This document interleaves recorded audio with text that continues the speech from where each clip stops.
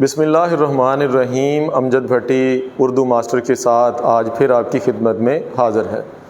میرے عزیز طلباء و طالبات، مجھے یقین ہے کہ آپ نے اس میں معرفہ کی اقسام کے حوالے سے اس میں علم کو پڑھتے ہوئے پچھلی ساری اقسام کو یاد کر لیا ہوگا اور اس کی باقاعدہ طور پر اپنے قلم سے اس کی مشق بھی کر لی ہوگی۔ آئیے آج کا جو ہمارا موضوع ہے وہ ہے کنیت اور عرف۔ تو کنیت کے حوالے سے میں آپ کو بتاتا چلوں کہ کنیت کیا ہوتی ہے۔ میں اس کے لیے آپ کو ایک موٹا سا فارمولہ بتاتا ہوں جس کو آپ نے ذہن میں رکھنا ہے۔ سب سے پہلے وہ فارمولہ سن لیں، اس کے بعد ہم اس کی تعریف کی طرف چلتے ہیں۔ مثال کے طور پر اگر کوئی بھی نام آپ کو سننے کو ملے جس کے اندر بن آ جائے، جس کے اندر ابن آ جائے، جس کے اندر بنت آ جائے، جس کے اندر آ جائے، تو سمجھ لیجئے گا یہ الفاظ جو ہیں یہ اسم معرفہ کے اندر کنیت کو ظاہر کرتے ہیں۔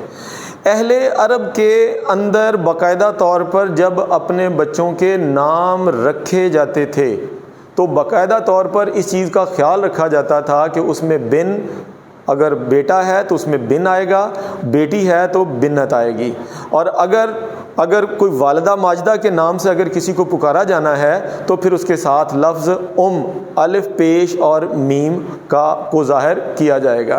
تو آئیے ہم کنیت کی تعریف کی طرف چلتے ہیں کہ کنیت ایسا نام ہے جو اپنے ماں باپ یا بیٹے اور بیٹے کی نسبت سے پکارا جانا شروع ہو جائے۔ آئیے ہم دیکھتے ہیں ایسا نام جو ماں باپ بیٹے یا بیٹی کی نسبت سے لوگوں میں پکارا جانا شروع ہو جائے۔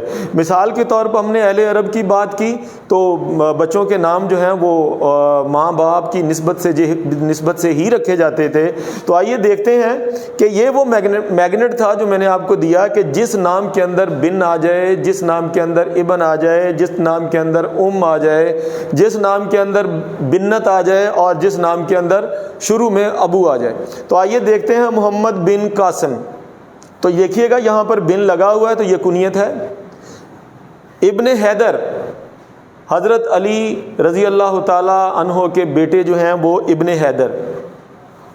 ام کلثوم، یہاں پر دیکھیے گا لگا ہوا ہے تو یہ بھی کنیت کے زمرے میں آ جائے گا۔ بنت، یا دیکھیے گا بنت بیٹی کو کہتے ہیں تو بنت علی یعنی حضرت علی رضی اللہ تعالی عنہ کی بیٹی۔ اس کے بعد ابو تراب، حضرت علی رضی اللہ تعالی عنہ کی کنیت جو ہے یہ ابو تراب کہلاتی ہے۔ اس کے بعد دیکھیے گا کہ ہمارے قومی شاعر جو ہیں جنہوں نے پاکستان کا قومی ترانہ لکھا، جن کو حفیظ جلندری کہا جاتا ہے، ان کو باقاعدہ طور پر جو کنیت جو ہے وہ دی گئی وہ ابو الاسر حفیظ جلندری تھی۔ تو مجھے امید ہے کہ آپ کو کنیت کا مفہوم جو ہے وہ سمجھ آ گیا ہوگا۔ آئیے اب ہم چلتے ہیں عرف کی طرف۔ عرف کیا نام ہے؟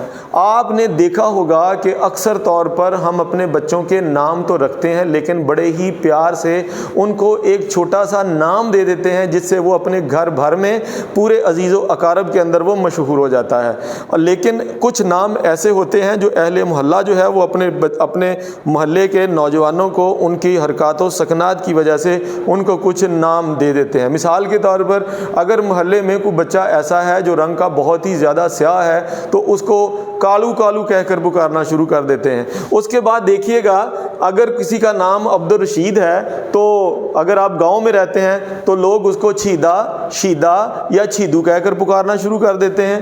یا پھر کہ بڑے پیار سے ہم گھر کے اندر وہ چھوٹا سا بچہ جو بہت ہی اٹکیلیاں شرارتیں کرتا پھرتا جو ہے وہ آپ کو نظر آتا ہے تو ہم اس کو ننا کہہ کر پکارنا شروع کر دیتے ہیں۔